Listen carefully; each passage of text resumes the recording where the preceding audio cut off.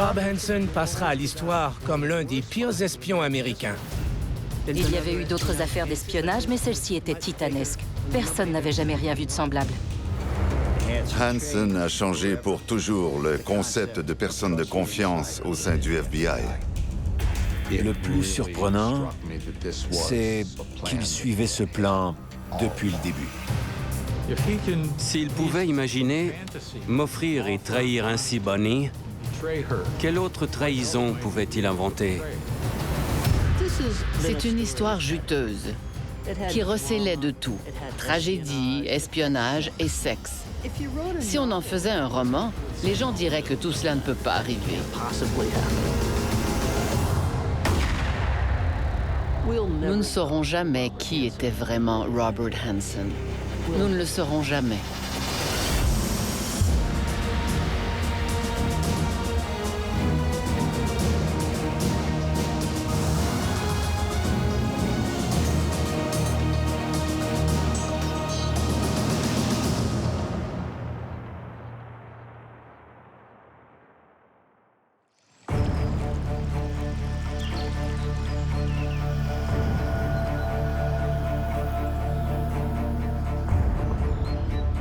Chers amis, je vous remercie pour votre soutien au fil de toutes ces années. Il semble toutefois que mes services ne vous soient plus utiles.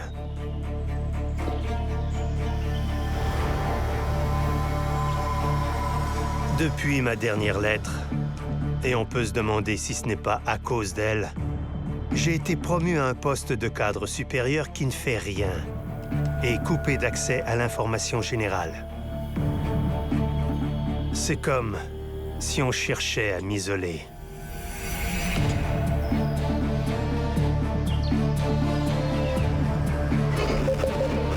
De plus, je crois avoir détecté des signaux radio répétés émanant de mon véhicule. Je n'en dirai pas plus, puisque le seul fait de connaître leur existence suffit. C'est amusant, ces petits jeux d'enfants.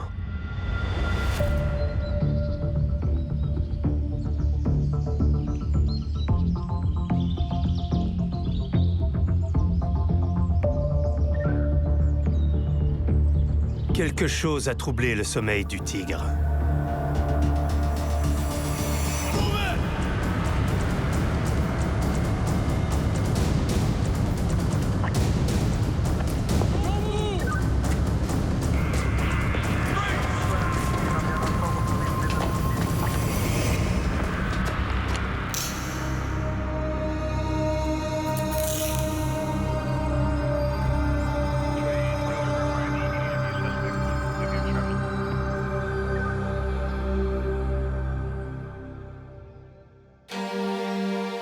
On se croirait dans un roman de l'époque de la guerre froide. Un ancien agent du FBI accusé d'être un espion à la solde des Russes. Je n'oublierai jamais l'instant où j'ai découvert que Bob Hansen était un espion. L'espion allégué, Robert Philip Hansen, agent du FBI pendant 27 ans, comparaîtra en cour ce matin. Ma réaction a été Hansen? J'étais dans un état de choc total. De multiples raisons complexes expliquent pourquoi il a fait ça. Plus nous en apprenions sur lui, plus cette histoire devenait incroyable. Nous étions en présence d'un type qui se présentait comme un bon père, un bon mari, un bon catholique, anticommuniste et fier patriote. Et le voilà en train de vendre des secrets aux Russes. S'il était reconnu coupable de ces accusations, il serait le 3e espion infiltré au FBI de l'histoire. Je savais que ce serait très dommageable parce qu'il avait accès à beaucoup d'informations grâce à son poste au sein du programme de contre-espionnage du bureau. Toute l'ampleur des dommages causés demeure inconnue. Nous croyons toutefois que c'était extrêmement grave. Il avait accès aux adresses de transfuges réinstallées au pays, accès aux systèmes d'armement, aux communications par satellite de toute la communauté du renseignement. C'était inimaginable. Ce qui m'a frappé, c'était de voir à quel point tout semblait prémédité. Je me suis dit que ce salaud démoniaque avait fait exactement ce qu'il avait dit. Il les avait bernés. Il nous avait bernés. J'ai suivi Robert Hansen pendant toute une année au centre de détention d'Alexandria. Je m'appelle David Charney, je suis psychiatre. Je pratique la psychiatrie depuis plus de 40 ans. Dès le départ et de son propre chef, il a pris l'initiative de parler de son enfance, plus spécifiquement et presque exclusivement de son père. Celui-ci occupait beaucoup de place dans son esprit.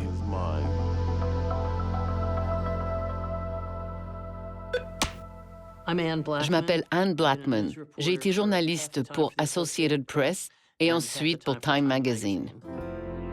Robert Hansen est né en 1944 dans le secteur ouest de Chicago. Ses parents s'appelaient Howard et Vivian Hansen. Howard Hansen a travaillé pour la police de Chicago pendant 30 ans.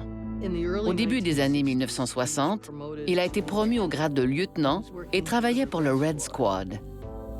On l'a chargé d'un local contenant tous les dossiers d'information sur les gangsters, les criminels dangereux et autres mauvais garçons de Chicago. Il avait du pouvoir. Je crois que c'est quelque chose qui a toujours fasciné Bob. Il était très fier de son père, mais je n'ai jamais rien su des mauvais traitements que celui-ci lui infligeait. Howard Hansen était très manipulateur. Les gens du voisinage disaient qu'il n'était pas alcoolique, mais plutôt atteint d'ivresse mentale. Ma mère ne se rappelle pas l'avoir entendu dire une seule chose positive à propos de Bob. Toutes ses remarques étaient dures et blessantes. Et s'il disait de telles choses en public, devant ma mère, ça devait être pire pour Bob à la maison.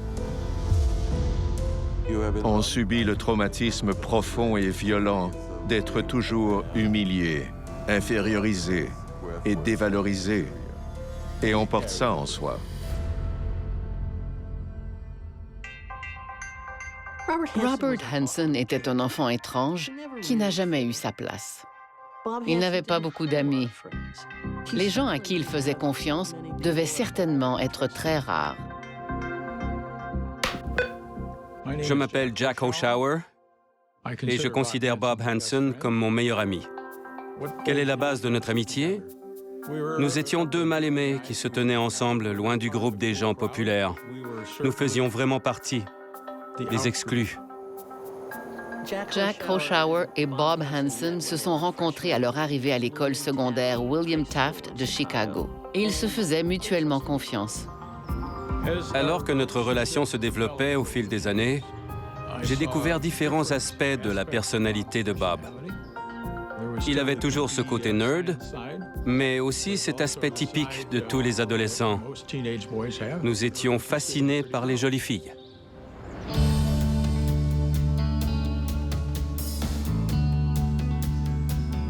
Bob a rencontré Bonnie pendant l'été 1965, alors qu'ils étaient tous deux à l'université.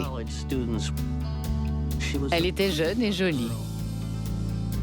Plusieurs gens disaient que Bonnie ressemblait à Natalie Wood, ce qui était certainement la motivation de Bob. Il voulait une jolie femme à son bras, absolument. Bonnie était pleine d'entrain et amusante et a changé la perception qu'on avait de Bob. Comment avait-il pu charmer cette jolie jeune femme? Elle le valorisait socialement. Lorsque Bob est retourné à l'université pour sa dernière année, il s'est mis à écrire à Bonnie. Il lui envoyait des lettres d'un lyrisme plus expansif que ne l'était sa personnalité. Bonnie adorait recevoir ces lettres, qui la convainquaient qu'il était tout ce qu'il lui fallait et tout ce qu'elle voulait. Ils ont alors décidé de se marier. Son père a demandé à Bonnie pourquoi elle voulait marier son perdant de fils. Pouvez-vous imaginer ce que vous éprouveriez si votre père disait ça à votre future épouse?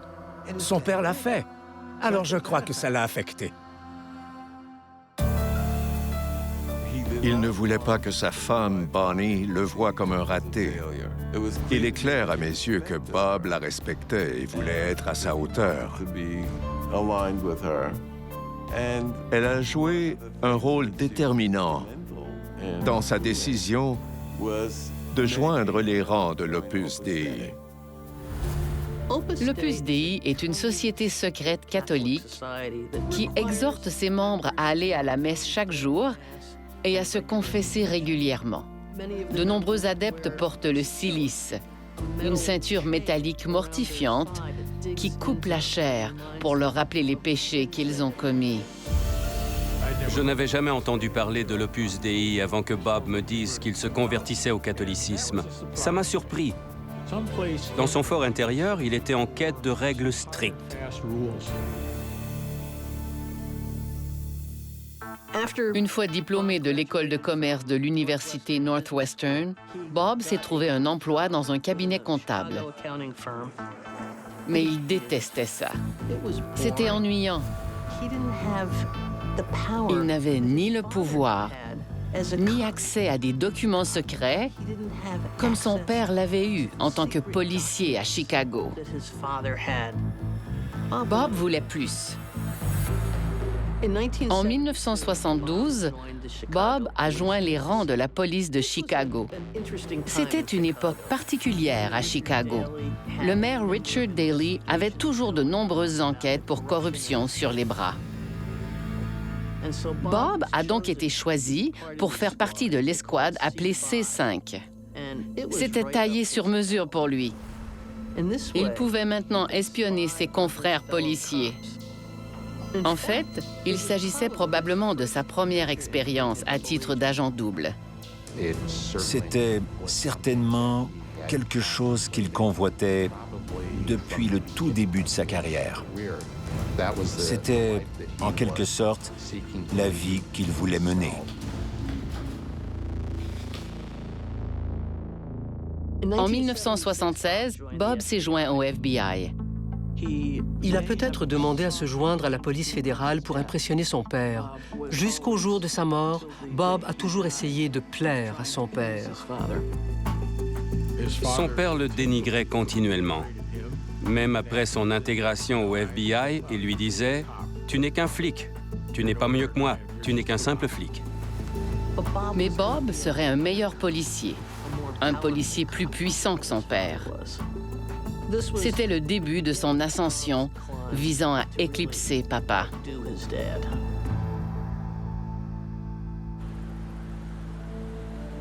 À l'arrivée au FBI, on doit prêter serment et jurer de soutenir et défendre la Constitution contre tout ennemi, domestique ou étranger.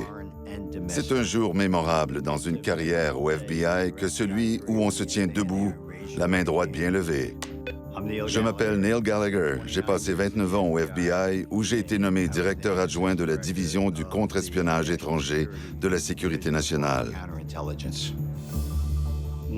Une fois entré au FBI, on fait partie du cercle de confiance. On nous confierait les joyaux de la couronne. Robert Hansen a amorcé sa carrière comme tout agent du FBI, dans un petit bureau d'une petite ville du Midwest américain où il s'occupait des enquêtes criminelles. Il a ensuite été réaffecté au bureau de New York qui cherchait du personnel avec une expertise financière.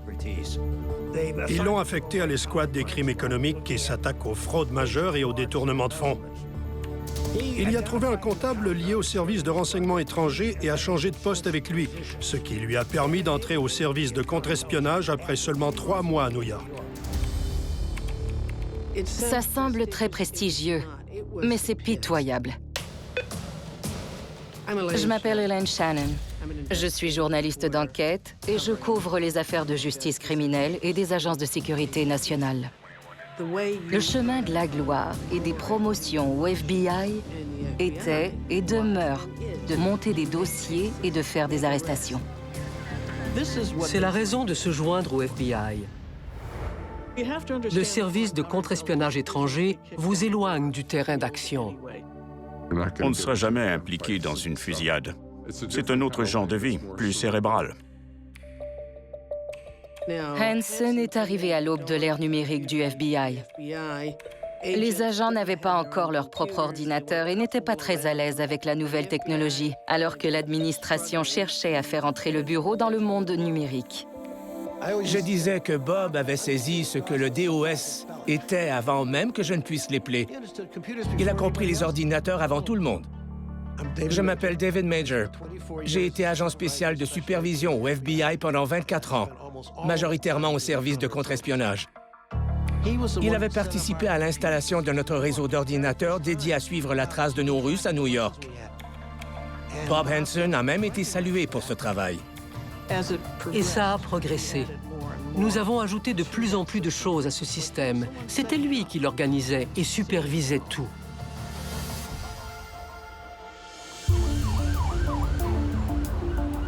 Hansen gravissait les échelons. Être muté à New York, c'est bien. Mais comment y vivre? La plupart des agents, surtout ceux avec une famille, n'avaient pas les moyens de vivre là, ou même près de là. Le père de Bob entre en scène et leur fournit l'argent. Mais le geste vient avec le reproche qu'il a sorti son fils d'affaires. Je crois qu'il vivait dans la crainte que Bonnie voie son mari comme un raté. Et comment définir l'échec? Probablement par le montant d'argent que quelqu'un gagne. Je crois que c'est une puissante source de motivation pour un type comme Bob Hansen.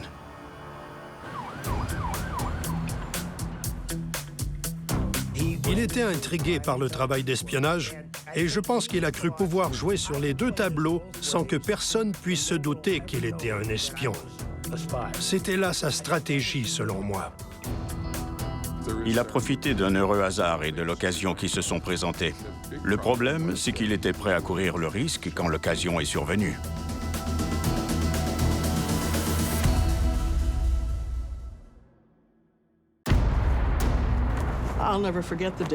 Je n'oublierai jamais ce jour. Ils m'ont dit qu'ils savaient qui était la taupe. Ils ont ajouté que c'était Robert Hansen, Bob Hansen. Je n'arrivais pas à y croire. Il n'attirait pas les soupçons. C'était un homme discret, un type sérieux.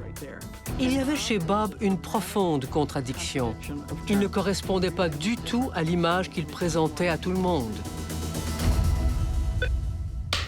Je m'appelle Sheila Horan. Je suis entrée au service d'une escouade de contre-espionnage du FBI en 1973. À l'époque de mon arrivée à New York, la délégation soviétique aux Nations Unies n'était qu'à 3 coins de rue de notre bureau. Celle-ci abritait Amtorg, qui était l'organisation soviétique du commerce.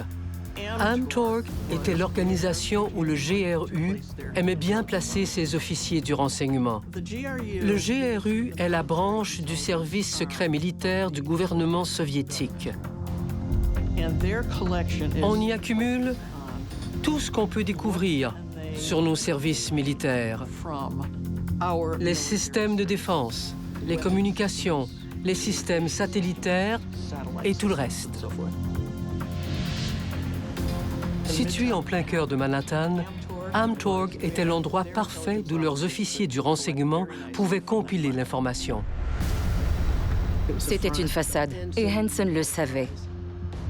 Puisque dès l'instant où il s'est mis à travailler à la division du contre-espionnage, il a eu accès à des informations sur les gens qui travaillaient pour les États-Unis au sein de l'appareil soviétique. Il les a trahis. Dimitri Polyakov avait comme nom de code Top Hat, chapeau haute forme. C'était un haut gradé du GRU qui a fourni beaucoup d'informations au gouvernement des États-Unis pendant plus de 20 ans. Bob Hansen a dévoilé l'identité de Polyakov en 1979 à sa première livraison d'informations au GRU.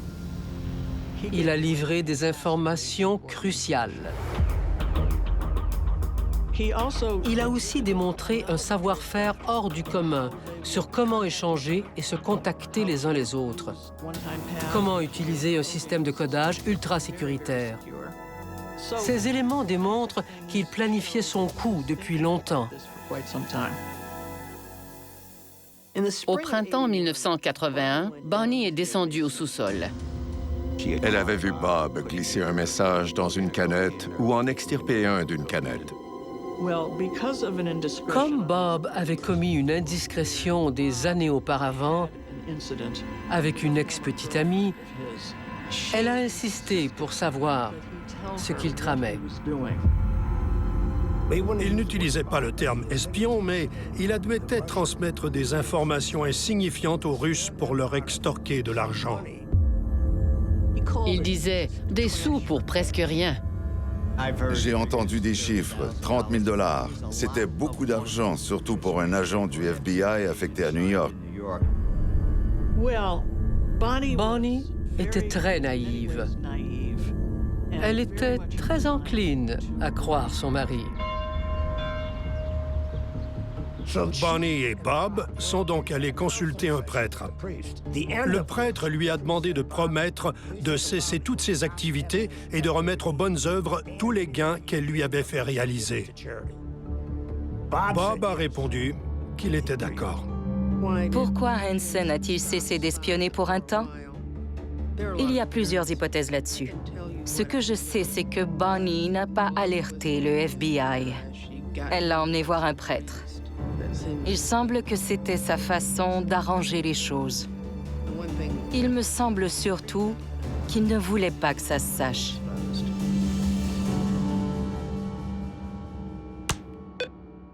Je m'appelle Jim Olson. J'étais agent du FBI de 1972 à 2000. J'ai rencontré Bob en 1981 au quartier général, quand il a été affecté au budget au sein de la division des programmes de contre-espionnage du FBI.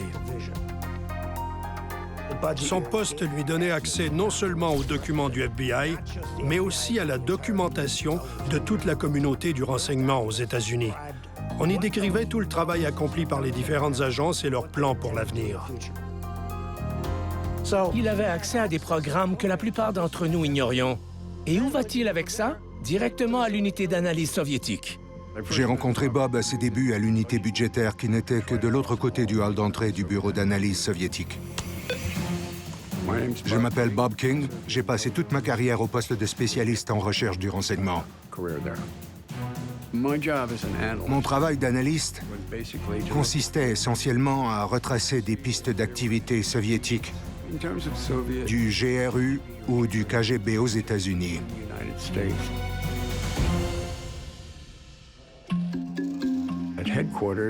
Nous étions envahis d'espions au quartier général. Bob Hansen le savait et voulait être tenu au courant. Dans le monde du contre-espionnage, un bon agent est quelqu'un qui peut obtenir de l'information d'une source anonyme. Il doit donc recruter des agents du renseignement rivaux. Courtship, la cour, était le nom de code d'une grande percée faite en coopération par le FBI et la CIA. Au milieu des années 1980, l'opération Courtship a réussi à recruter non pas un, mais deux officiers soviétiques du KGB, Sergei Motorin et Valery Martinov. Bob a su qu'il travaillait sur un coup fumant, et ça le passionnait. Il voulait faire partie du groupe et a réussi à s'y faire muter. J'ignore comment. Bob faisait partie du soutien analytique opérationnel et travaillait avec les meilleurs analystes du FBI. Mais Bob n'a jamais été considéré comme un joueur clé par les agents de terrain soviétiques. Cependant, au sein de l'unité d'analyse où il était affecté, Bob Hansen pouvait tout consulter sans être inquiété, puisque cela faisait partie de son travail. Bob Hansen savait que deux sources essentielles venaient d'être recrutées. Son poste était idéal pour un espion potentiel.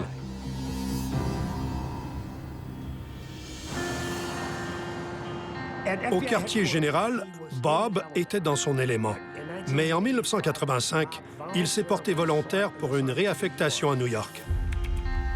Pas dans une escouade opérationnelle, mais plutôt dans une escouade où on traitait les informations de surveillance. Des montagnes d'informations. Il a réussi à décrocher ce poste qui jouait dans ses cordes. L'informatique et les mathématiques. Il a donc été promu.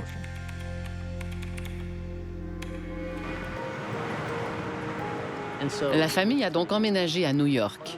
Bonnie ne voulait pas y aller. Le couple avait alors 5 enfants et elle était enceinte d'un 6e. Mais ils avaient désespérément besoin d'argent. Ils n'avaient pas assez d'argent pour payer les soins médicaux des filles. Cela minait Bob, émotivement et psychologiquement. Son devoir était de veiller sur sa femme et ses enfants, et il en était incapable. La situation devenait dangereusement précaire.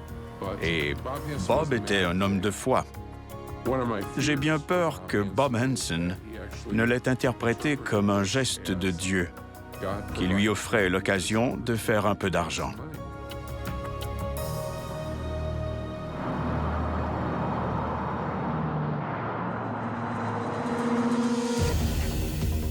En 1985, Victor Degtyaar, qui était un officier du KGB à Washington, a reçu une lettre à sa résidence de banlieue en Virginie. Dans l'enveloppe se trouvait une autre lettre scellée, sur laquelle était écrit « S'il vous plaît, faites suivre à Victor Cherkashin ».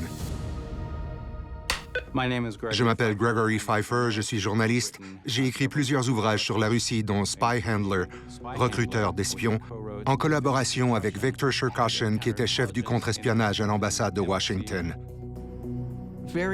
Officier d'expérience, hautement respecté au KGB, il était chef de la ligne KR, chargé de recruter des sources américaines.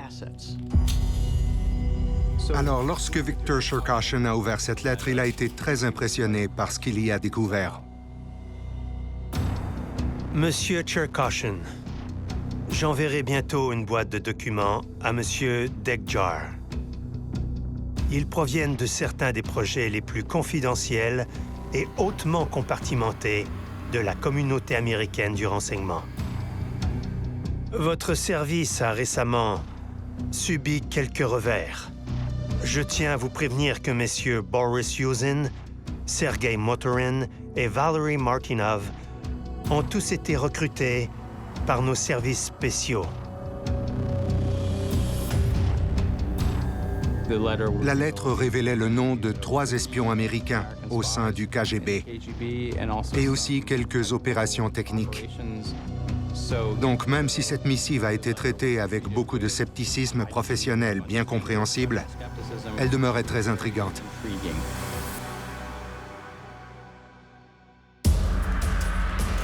Alors, au début des années 1980, Motorin et Martinov sont rentrés en Union soviétique. L'agence a vite été mise au courant, puisque ces hommes travaillaient déjà pour le FBI et la CIA depuis quelque temps. Les observateurs étaient très inquiets parce que c'était inhabituel de rappeler les deux en même temps. Maintenant, nous savons que c'est Bob Hansen qui a révélé aux Russes qu'il collaborait avec les services secrets américains. Une fois jugés, déclarés coupables et condamnés, ils regagnaient leurs cellules. Ils marchaient le long du corridor lorsqu'un assassin est sorti de l'ombre pour leur tirer une balle dans la tête.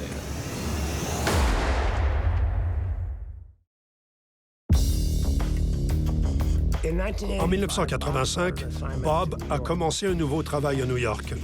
Il était maintenant bien en selle pour avoir une brillante carrière au sein du FBI. A posteriori, nous avons appris qu'il avait pris contact avec le KGB cette année-là. Les motifs de Bob sont multiples, mais il était peut-être un peu déçu de son emploi. Il n'y retrouvait pas l'excitation attendue de faire partie du Bureau fédéral des enquêtes. Il en était électrisé. Il se poussait à faire quelque chose qu'il pensait pouvoir mener à bien sans se faire prendre. Il savait qu'il devait se protéger tant qu'il offrirait ses services aux Russes. Alors, il ne leur a jamais dit qui il était. Dans les lettres envoyées au KGB, Hansen s'identifiait comme Ramon Garcia, un alias qu'il s'était choisi. Ramon Garcia a donné des instructions sur des lieux de dépôt où l'argent et les informations pouvaient s'échanger. Lieu de dépôt. Veuillez déposer votre paquet pour moi sous le pont de bois piétonnier au coin près de la route. Le pont de bois est situé à l'ouest de l'entrée du parc Nottoway. Signaux. Votre signal sera une marque horizontale de ruban adhésif blanc pour me signifier que le paquet a été déposé.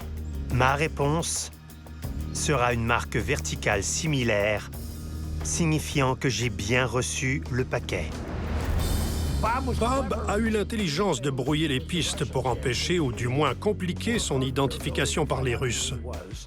Toutes ces activités d'échange sans contact avaient lieu dans la région de Washington, pas à New York. Il voulait que les Russes croient que c'était quelqu'un de la capitale.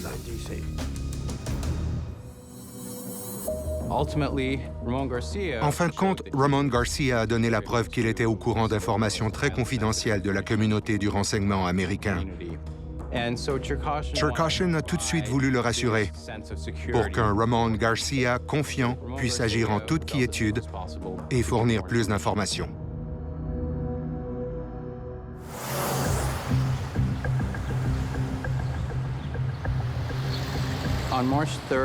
Le 3 mars 1986, le second dépôt qu'il était censé faire n'a pas eu lieu. Et Ramon Garcia a disparu pour quelque temps. Cherkashin a commencé à s'inquiéter et à croire qu'il avait peut-être perdu un agent, mais il a reçu une lettre. Je m'excuse pour ce long silence depuis l'interruption de nos communications. Je voulais m'assurer qu'il n'y avait aucune source d'inquiétude relative à la sécurité. Il a voulu garder un profil bas quelque temps pour vérifier si son anonymat n'était pas compromis.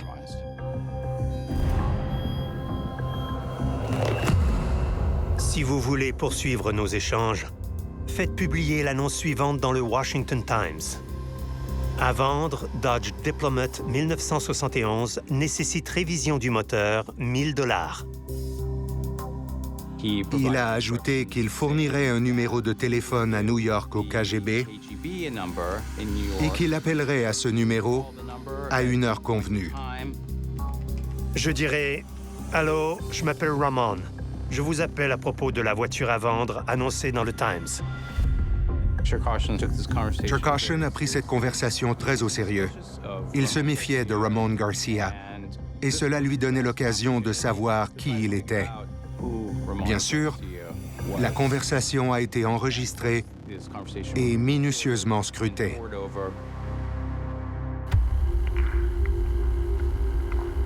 I suggest that our meeting will take place without delay. February 13th, 1 p.m., okay? 1-3. Yeah, 13th.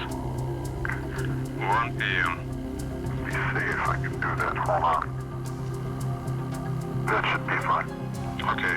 We will confirm you that the papers are waiting for you with the same horizontal tape in the same place as we did it at the first time. If everything is okay? I believe it should be fine, and thank you very much. Not at all. Not at all. Nice job. For both of us. Have a nice evening, sir. Bye-bye.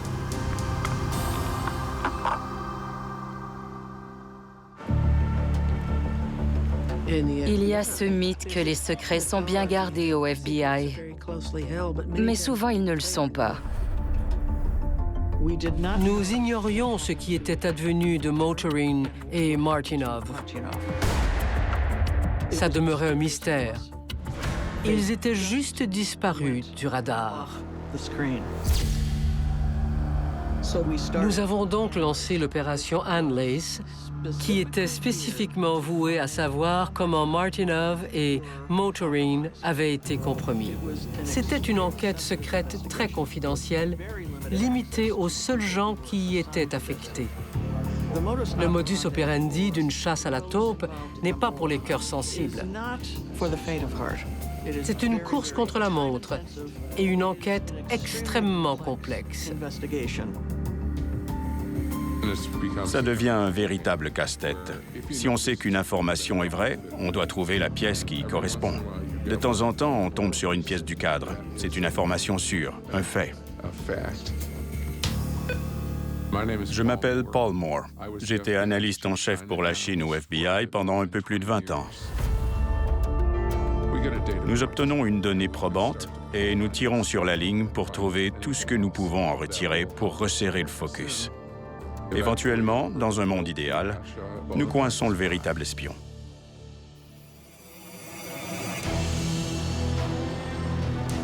La réaffectation de Bob au quartier général du FBI en 1987 était perçue par plusieurs comme un déplacement latéral et non une promotion. C'était plutôt Bob qui préparait son terrain de double jeu parce qu'il avait ainsi accès à beaucoup plus d'informations confidentielles qu'au sein d'une simple escouade particulière comme à New York.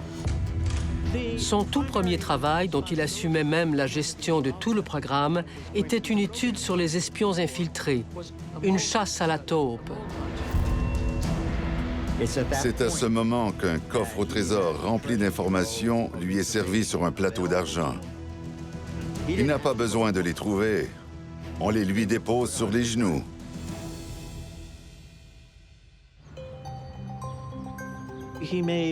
Les échanges avec les Russes ont atteint entre 10 et 15 dépôts. C'était une période d'activité intense. En même temps, le bureau n'arrivait pas à utiliser les résultats d'enquête sur les espions infiltrés. Nous n'arrivions pas à trouver la réponse. Ils ne pouvaient pas y parvenir en éliminant les parties innocentes d'entre les agents qui avaient accès aux informations. Nous savions cependant qu'il y avait une taupe et que cette taupe était encore parmi nous. Un contexte taillé sur mesure pour Bob Hansen.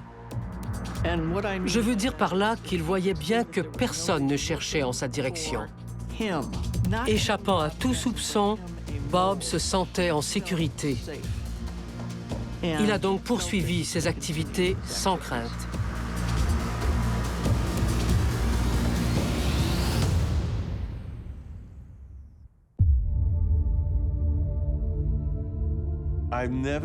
Je n'ai jamais vu un esprit aussi compartimenté que celui de Robert Hansen. Il y avait tant d'aspects contradictoires en lui, et tous ces aspects cohabitaient au sein du même esprit. Nous possédons tous notre jardin secret et serions mortifiés de voir nos moindres fantasmes dévoilés au grand jour. C'est normal, nous en avons tous. Mais je ne m'attendais certainement pas à ça de la part de Bob.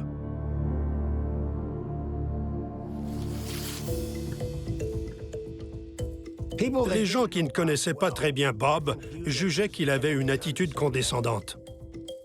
Bob se voyait comme un grand intellectuel et pouvait être très rebutant parfois. Ses collègues le trouvaient hautain, plus catholique que le pape, et il se prenait pour le plus intelligent de la place.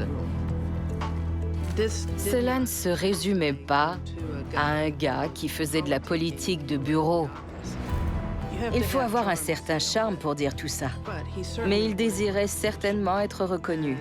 Et il voulait être admiré. How, Priscilla, did you meet Robert Hansen? Well, I met him at the club where I used to work in D.C. You were a stripper at the Joanna's 1819, right? Club. That's a club near the FBI, right? Priscilla Sue Gailey dansait dans un bar des Feuilleuses au sud du rond-point du pont. Il s'agit d'un endroit miteux situé dans une rue glauque que Robert Hansen fréquentait les chauds après-midi d'été, alors qu'il n'y avait que peu de clients. He came in, watched you perform, and began a conversation? He was on business. He was there to meet a contact of his, I guess, for some information, he had said. Tout ce que je savais d'elle, c'est qu'elle était jolie et qu'elle était la stripteaseuse de l'année. Did he tell you he was an FBI agent? Yeah, he told me that, but they could be telling you anything at that point. Elle est apparemment devenue la femme qu'il devait sauver pour je ne sais quelle raison. When did a relationship or a friendship begin? I think almost immediately because he gave me a wonderful compliment, the most beautiful compliment I've ever had in my life. What was it? Just something to the effect of he'd never expected to see anyone with such grace and beauty in a strip club.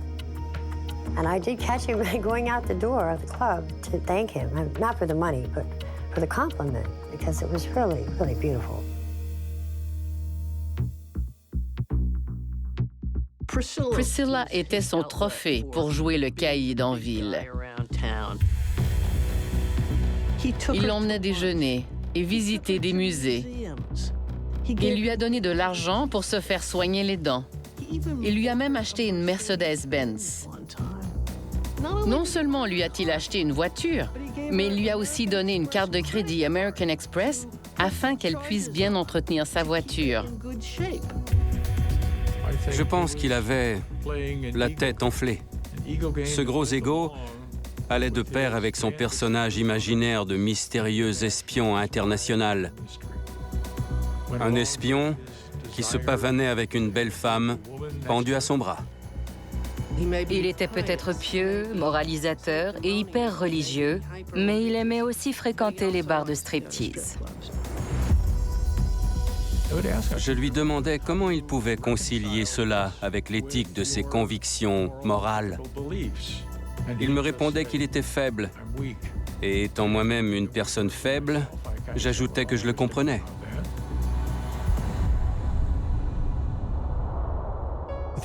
Je pense que Bob a contemplé sa vie et s'est dit que l'un de ses grands accomplissements était d'avoir épousé Bonnie. Il a marié une femme qui était très séduisante, très vive et extravertie. Il adorait sa femme, mais il la voyait aussi comme un trophée. Il voulait que Bonnie soit son élégante épouse. Mais ses intérêts étaient très différents. Bonnie voulait être sa femme et une mère pour ses enfants. Ces buts ne sont pas nécessairement opposés, mais dénotent certainement des orientations divergentes. Il voulait lui offrir des diamants et des fourrures, mais elle l'aurait questionné sur la provenance de cet argent. L'idée d'un beau cadeau pour Bonnie était un aspirateur. Il n'a jamais offert d'aspirateur à sa stripteaseuse. Personne au sein du cercle social ou professionnel de Bob n'avait idée de ses penchants sexuels. Ça a surpris tout le monde, sauf Jack Hoshauer. Jack et Bob partageaient des choses exclusives qui éclipsaient même la relation de ce dernier avec Bonnie.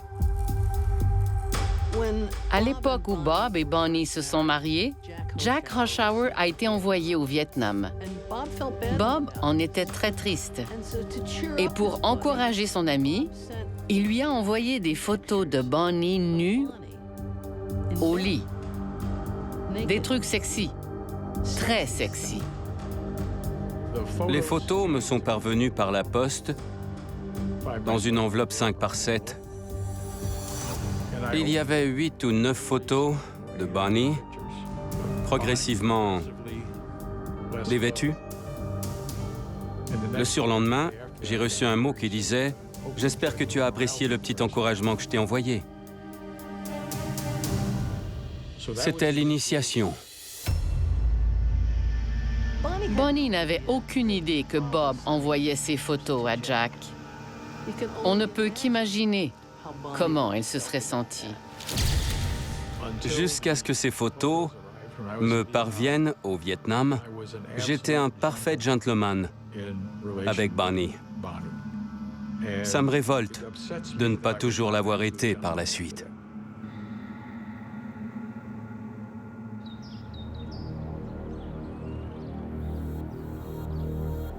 À un certain moment, Bob a suggéré à Jack qu'il apprécierait peut-être d'observer Bonnie en plein débat sexuel. Alors il a laissé le rideau de la chambre à coucher ouvert pour que Jack puisse observer de l'extérieur.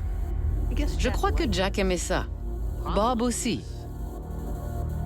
Hochauer m'a dit qu'il avait fait ça quelque temps, puis que le temps avait refroidi. Ils avaient alors organisé un réseau télé en circuit fermé. Hochauer n'avait qu'à s'asseoir dans le bureau pour se rincer l'œil. Bob installait le corps de Bonnie dans des angles où son ami aurait une bonne vue. Bob voulait que je voie, dans un sens physique, érotique et sexuel, combien Bonnie était belle. Et je dois dire que c'était vrai. Mais je n'ai jamais rien fait qu'il ne m'ait invité à faire. À plusieurs reprises, j'ai même décliné son invitation. Ça ne veut pas dire que je suis un type bien, mais un faible être humain. C'est une partie honteuse de mon passé et j'en ai honte.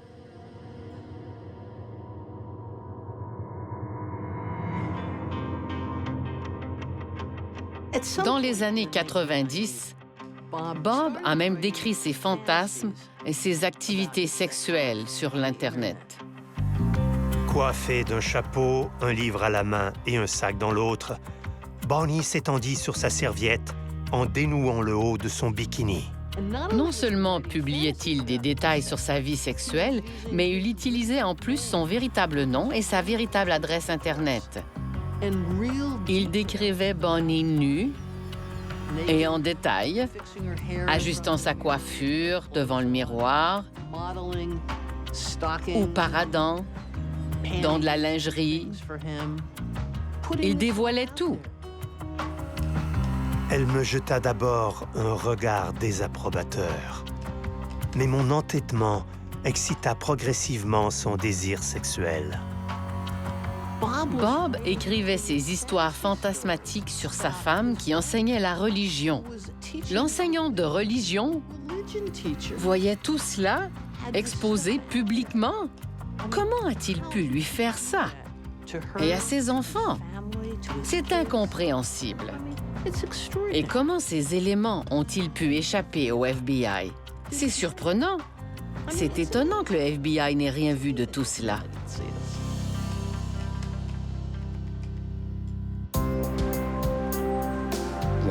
Quand j'ai déménagé à Chicago, mes rapports avec Hanson se sont raréfiés au fil des ans. Je consacrais plutôt mes relations familiales à ma sœur Bonnie. Je m'appelle Mark Walk. Une fois diplômé en droit, j'ai postulé au FBI. J'ai surtout travaillé au service de contre-espionnage à Chicago jusqu'à ma retraite en 2007.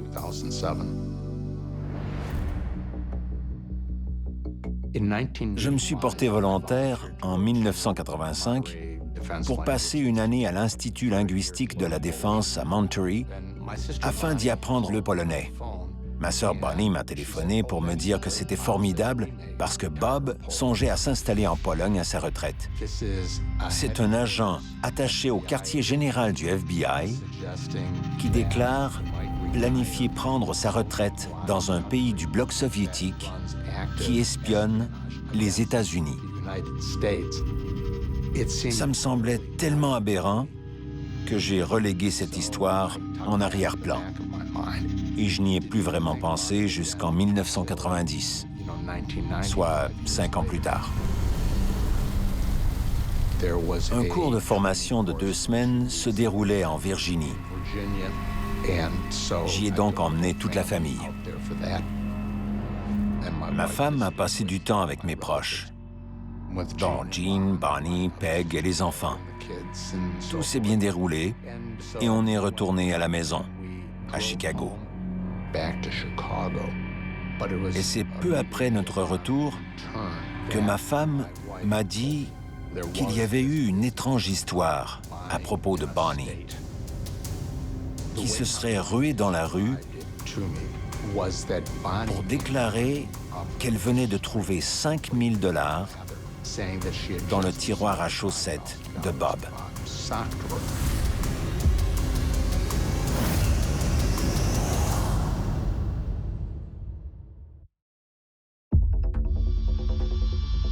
Quand on m'a dit que Bonnie avait découvert l'argent, Ce fut une véritable révélation pour moi. De plus, ma sœur aînée Jean m'a raconté comment Bonnie l'avait découvert et sa réaction de crise en pleine rue à crier qu'elle avait déniché 5 000 $ dans le tiroir à chaussettes de Bob. Il y avait aussi des achats récents de bijoux que Bob avait fait pour elle. Jean en a aussi parlé à mon frère Greg, qui m'a appelé pour savoir ce que j'en pensais.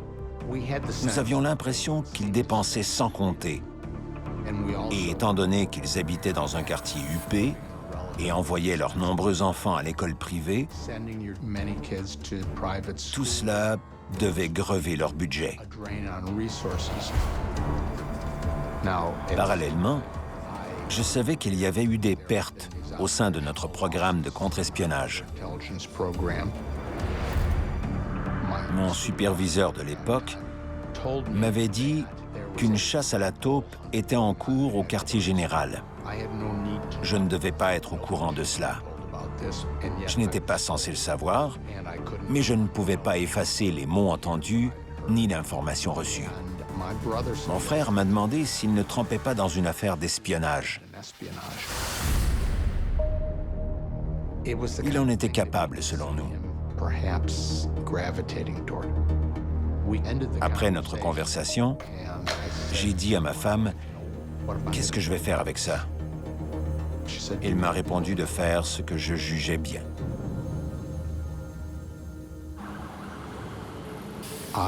J'ai pris la décision de contacter à la première occasion Jim Lyle, qui supervisait l'escouade chargée du programme russe à Chicago.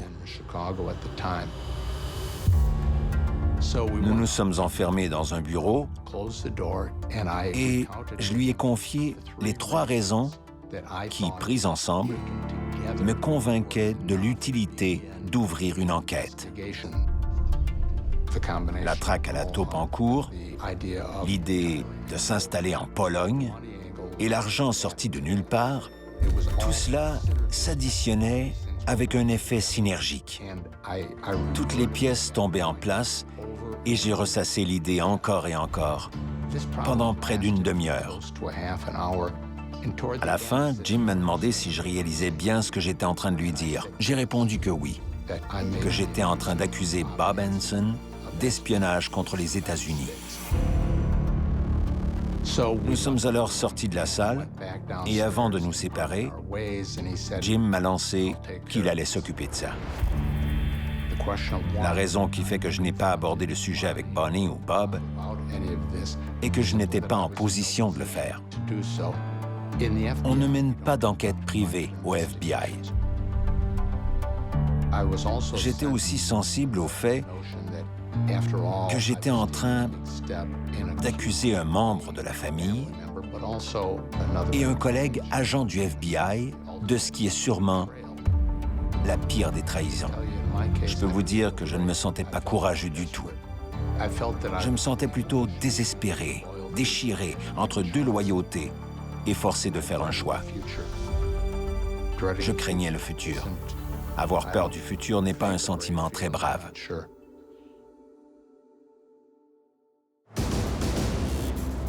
Sur le toit du Kremlin, l'étendard de la Renaissance de la Russie remplace le drapeau de l'Union soviétique morte et enterrée. Les activités d'espionnage de Bob se sont arrêtées quelque temps en 1991 à la suite de l'effondrement de l'Union soviétique. Ce fut aussi la déconvenue du KGB en tant qu'organisation. Viktor Cherkashin a pris sa retraite du KGB 10 jours après la tentative de coup d'État contre Mikhail Gorbatchev, qui était essentiellement la fin de l'URSS. Il savait que les temps avaient changé, que la Russie n'était plus la même, et il s'est effacé. De nos jours, on dirait qu'il y avait beaucoup de mercenaires là-bas. Des agents mécontents du KGB qui tiraient leur révérence, mais qui voulaient aussi gagner de l'argent et qui en savaient long. Bob savait très bien ce qui se passait là-bas. Il se savait aussi à risque à cause de tous ses transfuges et autres collaborateurs. Il en venait de partout, prêt à nous vendre toutes sortes d'informations.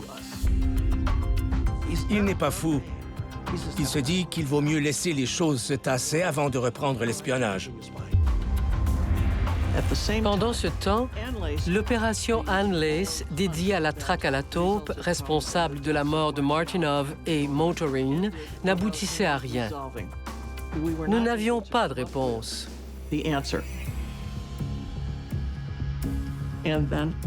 Soudain, la communauté du renseignement a découvert une vidéo montrant que Dimitri Polyakov avait aussi été arrêté pour espionnage.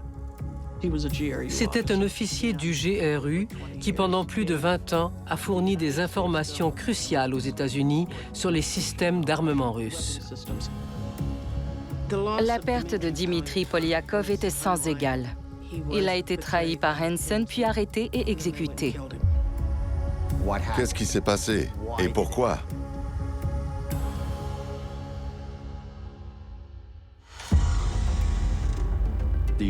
Toute la communauté du renseignement s'est dit qu'il fallait réviser tout le matériel pour vérifier qu'il n'y avait pas eu d'erreur.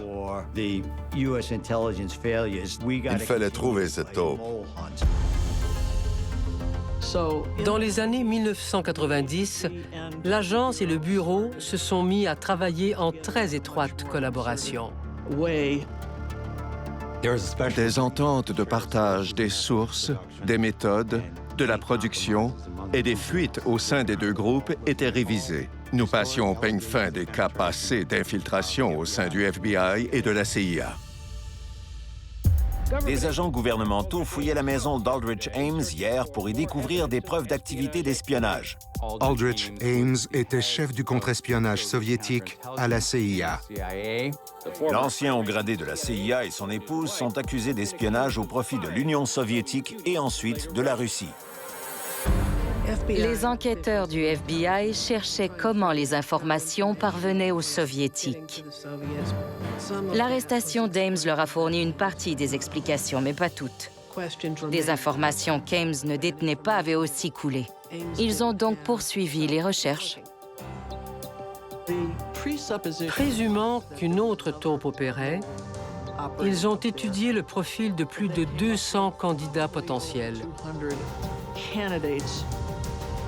Finalement, la liste s'est resserrée par élimination. Brian Kelly était celui sur qui l'étau se resserrait et il s'en est sorti de justesse. Brian Kelly était un vétéran de la CIA. Brian Kelly avait travaillé sur l'affaire Felix Bloch. Nous savons maintenant que Felix Bloch travaillait pour l'Union soviétique. Il avait été pris pour cible par la CIA et le FBI, mais ils n'ont jamais pu le coincer. Un jour, quelqu'un a prévenu Bloch qu'il était suspecté et qu'il devrait quitter la ville. Et il l'a fait. Il a même quitté le pays. Bloch avait été prévenu. Alors, qui l'avait prévenu? Peut-être Kelly, sachant ce qu'il savait? Ce n'est pas une folle supposition. Brian Kelly était si proche des informations que nous avions pointant vers la taupe que nous nous sommes concentrés sur lui et avons commencé une enquête approfondie.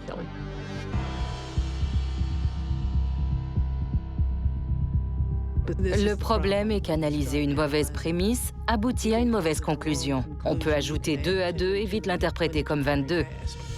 Au bout du compte, nous n'avions de toute évidence pas assez d'informations pour faire une arrestation ou même penser à intenter des poursuites. Brian a été mis en congé administratif et nous nous retrouvions à la case départ.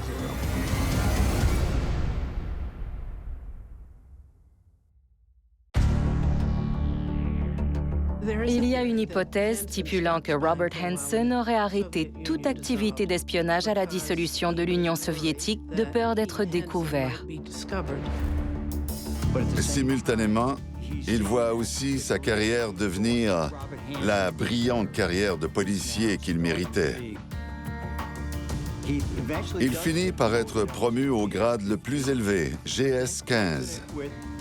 Mais un incident avec une ex-employée subalterne expose ses tares.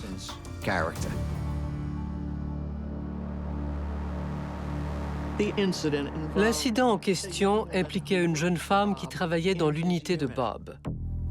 De ce que j'ai compris des circonstances, Kimberly Lichtenberg a été convoquée au bureau de Bob très peu de temps avant de devoir partir pour la journée. Elle devait assister à une réunion qui, à son avis, ne la concernait pas. Elle se lève en disant qu'elle en a assez de ce monsieur Hansen, qu'elle quitte les lieux. Et elle s'en va. Comment peut-on réagir à ça? Il s'est levé, il l'a suivie. Il l'a saisie par le bras. Elle s'est alors retournée et a fait une chute. Elle lui a ensuite crié de garder ses distances. Tout le monde a entendu cela.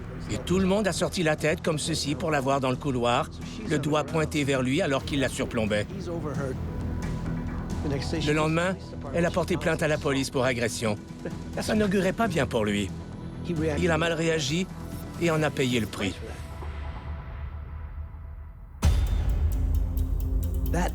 Ce mois de juin-là, il est passé à mon bureau. Il avait une sale tête, l'air très mal en point. Je lui ai demandé ce qui n'allait pas. Et il m'a répondu que c'était cette affaire Kimberly qui le hantait. Il était persuadé que c'était fini pour lui, qu'il ne serait plus jamais promu. Bob Hansen était très déprimé. Hansen a été blâmé pour ce geste désobligeant et inapproprié sur une employée. On l'a rétrogradé parce que le FBI le percevait comme un gestionnaire inefficace. Mais il était aussi débrouillard. Il a réussi à convaincre le futur gouvernement qu'il était l'homme tout désigné pour représenter le FBI au Bureau des missions étrangères du département d'État. Je m'appelle Mike Rochford. J'ai passé 30 ans au FBI à me consacrer aux enquêtes russes touchant la ligne KR, le KGB et les affaires d'espionnage. Je suis au bureau de Washington et je reçois un appel de Robert Hansen. Il me déclare avoir des informations sur certaines personnes que je devrais examiner. Je lui demande ce qu'il pense que je fais. C'est à ce moment qu'il me lance. Eh bien, vous et votre équipe cherchez des taupes au sein de la CIA et du FBI. Je lui demande qui lui a dit ça. Il me rétorque que cela n'a aucune importance. J'ajoute que nous savons tous les deux que je ne vais pas parler de ça avec lui. Il me demande d'envoyer quelqu'un le voir. C'est là que je lui ai annoncé « Je vais vous envoyer quelqu'un à qui parler, mais j'apprécierais que vous ne m'appeliez plus jamais. » Rétrospectivement, c'était bien au-delà de ce que devait savoir quelqu'un affecté aux affaires étrangères. Il n'aurait même pas dû s'inquiéter de mon problème d'infiltration dans la communauté du renseignement. Donc, c'était plutôt bizarre. Il fut un temps où Bob Hansen était impossible à coincer parce qu'il était au courant de tout ce qui se passait. Coupé de l'accès à l'information depuis sa réaffectation aux affaires étrangères, la vie devient plus risquée pour Bob, qui ne se trouve plus au centre de toutes les décisions.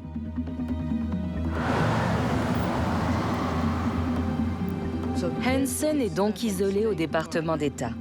Il a un ordinateur, il est seul et personne ne le surveille. C'est un bon poste pour un espion.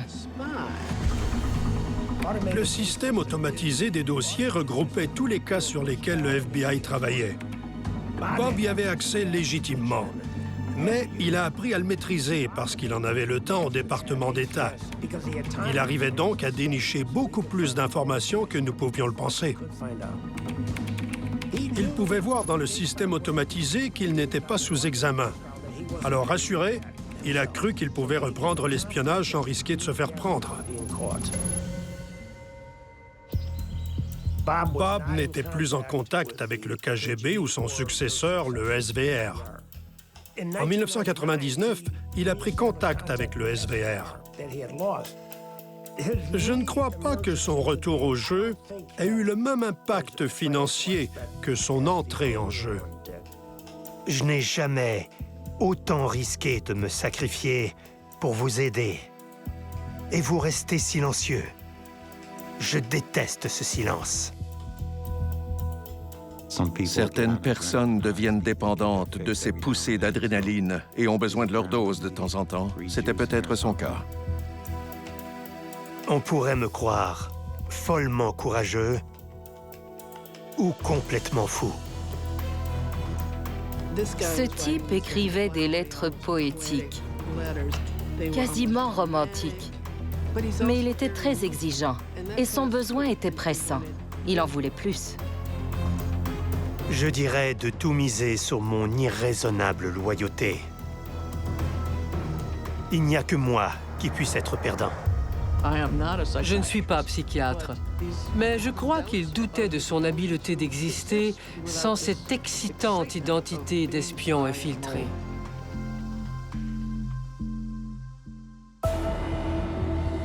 Il souffrait du syndrome de James Bond, l'agent secret flegmatique, charmant, toujours accompagné d'une jolie femme. Ramon Garcia était son alter ego.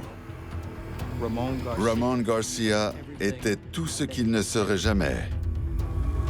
Un fameux espion à la solde des Russes, tapi au sein du FBI.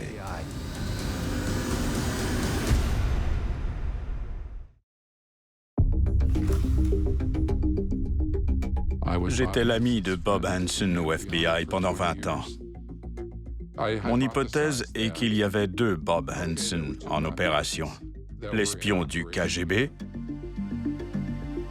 qui trahissait pour soutenir sa famille, et l'autre, probablement très narcissique, qui se croyait très doué pour cela.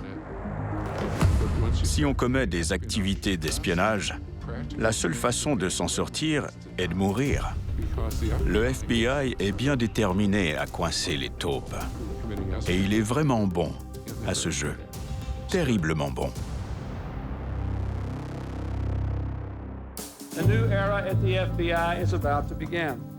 Une nouvelle direction est entrée en poste à la division d'espionnage du FBI. Cette nouvelle équipe a compris qu'analyser toutes les données pour isoler la taupe prendrait une éternité. Elle a donc choisi de chercher quelqu'un qui la connaissait.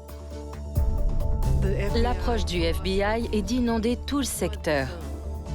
On demande tout à tout le monde et on finira tôt ou tard par tomber sur quelqu'un qui a l'information.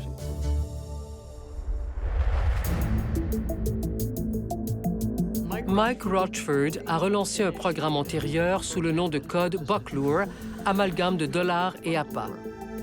Ils se sont dit, dressons la liste des officiers clés du KGB selon leur poste et accès, et s'ils nous livrent tout ce qu'ils savent sur le recrutement au sein de la communauté du renseignement, nous les paierons. Au fil des ans, j'ai négocié avec, je ne sais plus, 35 à 38 Russes.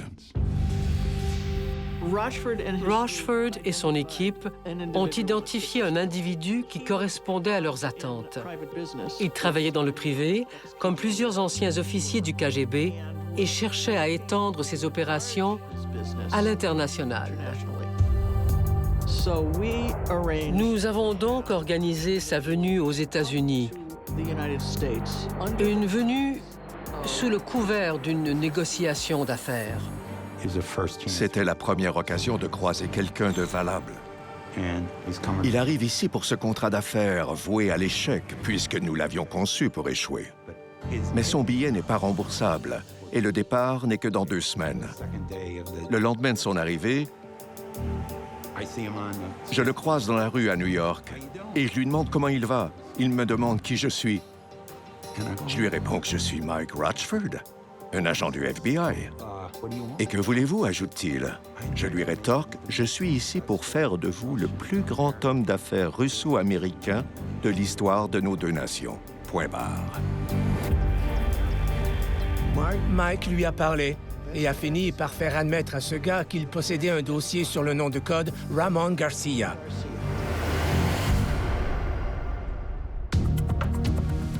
Lors de l'effondrement de l'Union soviétique en 1991, Il a vu ce dossier et s'est dit que ça pouvait bien être sa bouée de sauvetage. Il l'a rangé en sécurité en attendant que quelqu'un le réclame pour pouvoir le monnayer. On parle là d'informations de la plus haute importance, telles que les lieux de dépôt où l'argent et les informations pouvaient s'échanger. Nous voyons le cas de l'intérieur, soit de la perspective du KGB. Mike Rochford et son équipe ont trouvé la source idéale pour notre traque à la taupe. Parce que cette source nous livrait tout.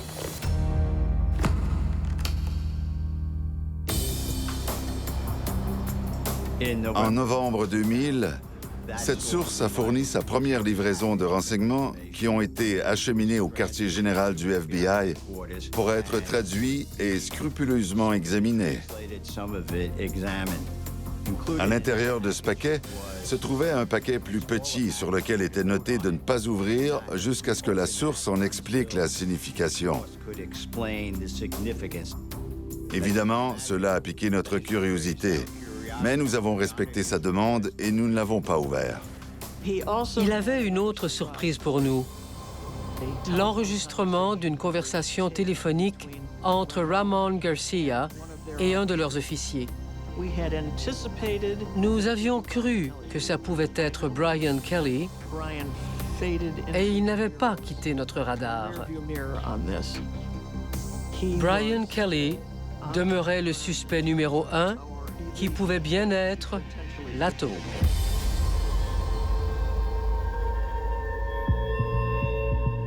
Eh bien, nous avons obtenu le carnet de notes de l'agent responsable de l'affaire.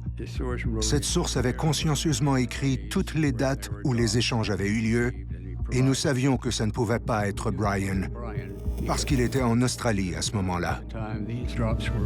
Si ce n'était pas Brian, alors qui? Ainsi, les semaines qui ont suivi, nos analystes ont passé la documentation des Russes au peigne fin. L'un d'eux est tombé sur des phrases très intéressantes et s'est redressé sur sa chaise en disant « J'ai déjà entendu ça ». Bob Hansen avait l'habitude de citer des dictons particuliers. Et certains de ces dictons apparaissaient dans ses lettres. Une phrase en particulier faisait écho. Il s'agissait d'une citation attribuée au général Patton alors qu'il haranguait les troupes lors de la Seconde Guerre mondiale. Comme le général Patton le disait si bien, finissons-en, afin d'aller botter le cul à ces pisse-vinaigres de Japonais. Je me suis dit que c'était impossible, que ça ne pouvait pas être Bob Hansen. Nous sommes donc retournés au quartier général pour réécouter l'appel enregistré.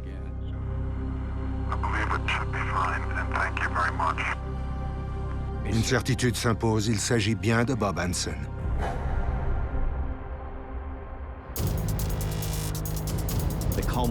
Le point culminant a été atteint quelques semaines plus tard, alors que notre source nous a expliqué que le paquet contenait le sac utilisé par Ramon Garcia pour envelopper les renseignements fournis aux Soviétiques.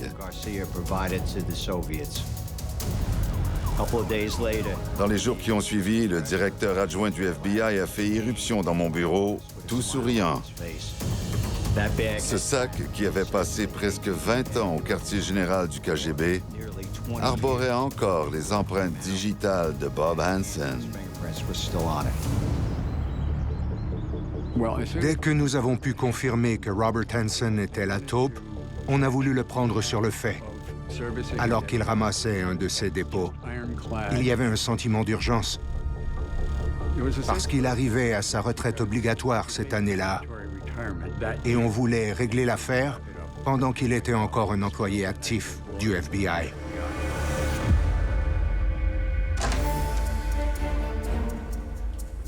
Il fallait faire sortir Hansen du département d'État pour le ramener au quartier général du FBI. Nous avons donc élaboré le stratagème de lui offrir une promotion à un poste de haute responsabilité au FBI.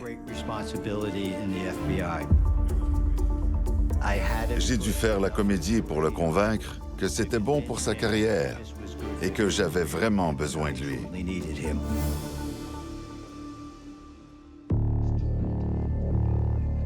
Un grand nombre de gens se rassemblaient dans une petite pièce pour y monter le dossier d'accusation. On a frappé à la porte et tout le monde a gardé le silence.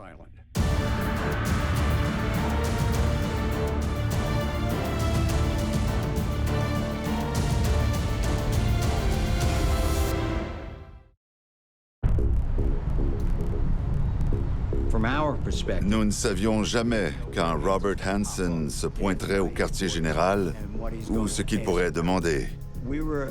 Nous avions très peur qu'il découvre que l'enquête passait en grande vitesse. On a frappé à la porte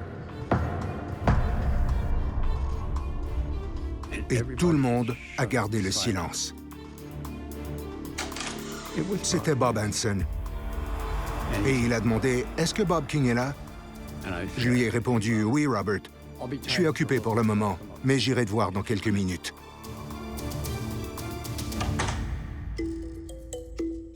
Je suis ensuite monté le voir à son bureau et il m'a demandé « Alors, êtes-vous sur le point d'arrêter la taupe ?» Je lui ai simplement répondu que c'était là mon plus grand souhait. Il a fini par se lever pour partir et j'en ai profité pour m'éclipser. De retour en bas, j'ai raconté notre conversation en m'excusant des oublis, parce que c'était plutôt flou. À son nouveau poste, Bob n'avait plus l'accès au système de traitement automatisé des dossiers qu'il avait au département d'État. Il ne pouvait plus parcourir et scruter librement les dossiers du FBI. Alors, je pense que Bob s'est dit « Un instant, j'ai été promu cadre supérieur, mais mon accès aux informations est plus limité qu'avant. Il y a quelque chose qui cloche. » Dans sa dernière lettre aux Russes, il se plaint d'avoir une haute fonction à ne rien faire. Il y souligne aussi avoir perçu une interférence de radiotransmetteur dans sa radio AM/FM. Il dit « Quelque chose a troublé le sommeil du tigre ». Bon, maintenant on lit ce document et on se dit qu'il voyait venir sa fin. Mais il a quand même effectué le dépôt de février qui a abouti à son arrestation. Il y a beaucoup d'émotions dans l'air. L'exaltation du fait que l'arrestation a été bien effectuée, sans que personne soit blessé, mais aussi l'humiliation de savoir que nous avons eu un espion parmi nous durant toutes ces années. Le 18 février 2001, quelqu'un a frappé à ma porte. C'était la responsable Kathleen McChesney, qui m'annonçait que Bob Hansen avait été arrêté. Je lui ai dit, je suppose que ça doit remonter à ce que j'ai raconté il y a des années, quand on m'a regardé comme si j'étais un monstre à deux têtes.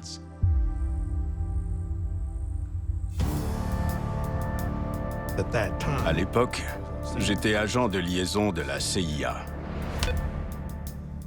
Je m'appelle Jim Lyle. J'ai été agent du FBI de 1980 jusqu'à ma retraite en 2002.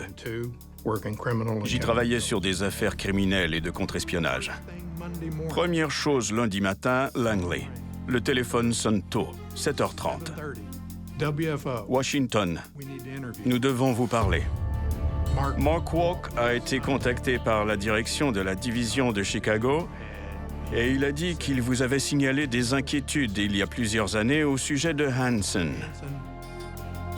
Alors je me creuse les méninges pour essayer de me rappeler ce qui a bien pu se passer. Les mots précis sont un peu vagues, mais tout ce dont je me souviens, c'est que Bonnie Hansen avait trouvé de l'argent dans un tiroir de Bob et ne savait pas d'où il venait. C'était quelque chose du genre, parce que je me souviens de ma réaction qui était « Je ne sais pas, Mark. Tu sais peut-être qu'elle devrait juste en discuter avec Bob. Elle a des choses à régler, ou tu pourrais lui parler. »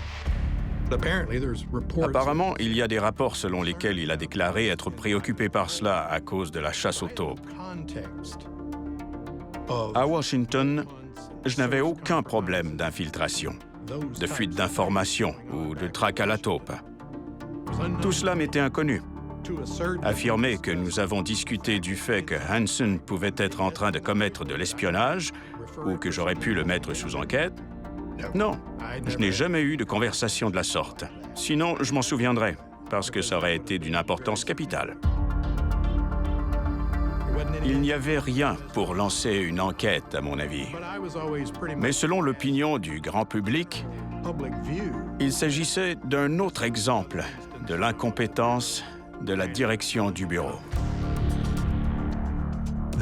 Le rapport de l'inspecteur général du département de la justice a traité de tout cela et sa conclusion était « Nous acceptons la version de Walk ». C'est ce qu'ils ont dit. Ça me donne encore des palpitations cardiaques aujourd'hui. C'est vrai. Ils ont accepté sa version des faits et pas la mienne. C'est quelque chose qui me hante encore, profondément. Malheureusement, je pense que la seule chose sur laquelle Lyle et moi sommes d'accord à propos de cette conversation est qu'elle a eu lieu et que nous avons parlé de l'argent, des 5 000 $ dans le tiroir à chaussettes. Mais je pense que c'est à peu près tout, et c'est dommage.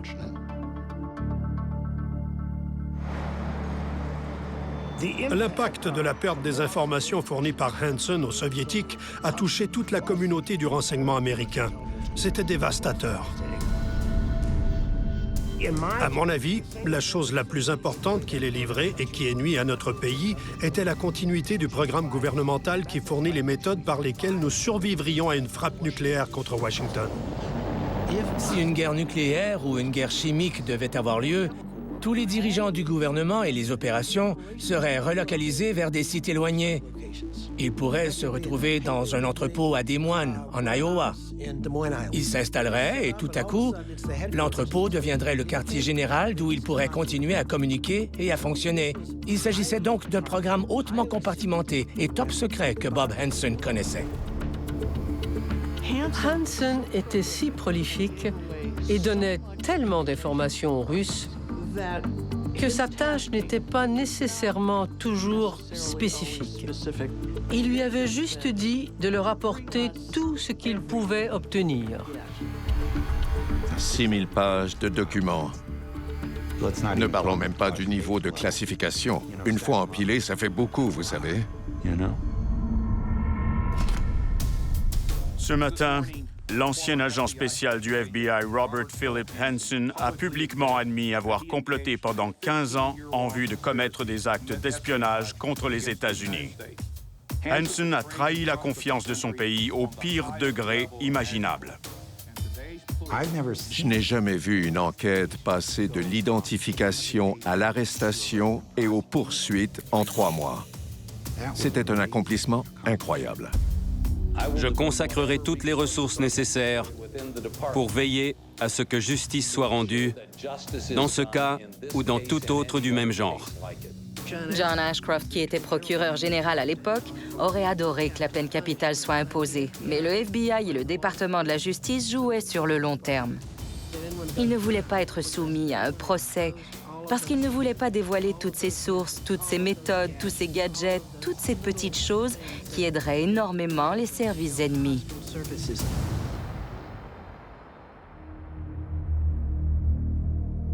Je demande pardon pour ce que j'ai fait. J'en ai honte. Au-delà de l'illégalité de mes gestes, j'ai piétiné la confiance de tant de personnes. Pire encore, j'ai exposé ma femme, qui est complètement innocente, à la calomnie, et j'ai terriblement blessé nos enfants. J'ai profondément blessé tellement de gens.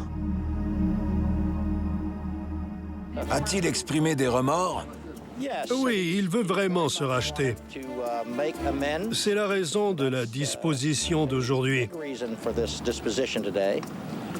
Il voulait aussi expliquer à son ancienne agence ce qu'il avait fait et comment il l'avait fait. Ce sont des questions qui les intéressent. Ils vont apprendre des choses qu'ils ne savaient pas. Il voulait interroger Robert Hansen. Il voulait savoir à quoi il avait eu accès Et tout à coup, Hansen s'est ressaisi et il a oublié des trucs. A-t-il vraiment oublié des choses ou les manipulait-il? S'il a joué l'idiot pendant l'interrogatoire, soit il est amnésique, soit il ne veut pas admettre. Alors qu'est-ce qu'il fait? Il minimise la chose. Ils ont simplement dit « Tant que nous penserons que vous vous moquez de nous, vous allez passer du bon temps en prison à sécurité maximale. Qu'est-ce que ça vous ferait ?» Et ça ne lui faisait pas grand-chose. Il était censé se rendre dans un centre de sécurité minimale près de sa famille. C'était l'entente, mais il l'a rompue. Lorsqu'il s'est présenté en cour, il a regardé tous les agents du FBI qui s'étaient alignés devant le tribunal pour le voir.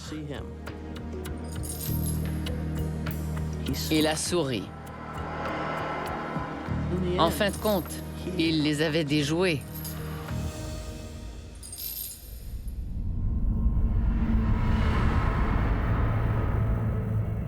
Robert Hansen est un traître.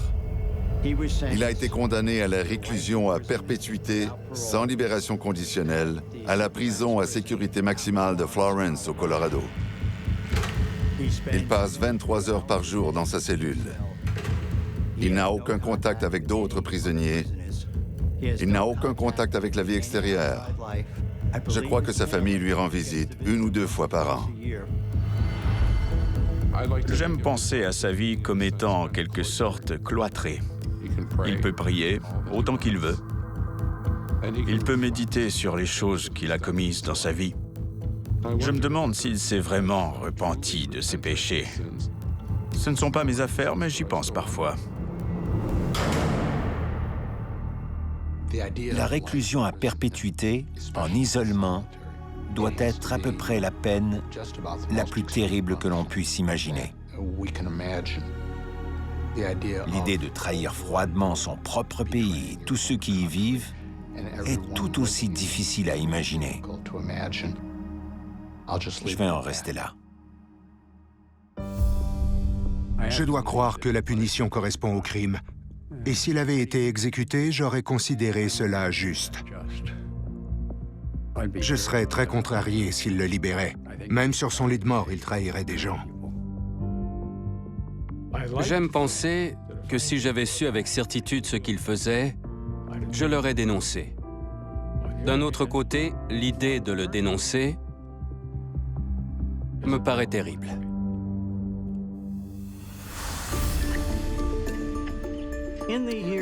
Dans les années qui ont suivi l'arrestation de Bob, et depuis maintenant 20 ans, j'en suis venu à le percevoir comme une pauvre âme, une âme troublée. Il a eu beaucoup d'influences négatives dans sa vie, à commencer par la relation qu'il avait avec son père, qui était tout sauf heureuse et épanouissante. Je ne pense pas qu'il ait jamais guéri du mal que ses premières expériences et ses expériences de vie ultérieures lui ont infligé. Il a essayé de les surmonter en devenant agent de police, puis agent du FBI. Et enfin, un très bon espion.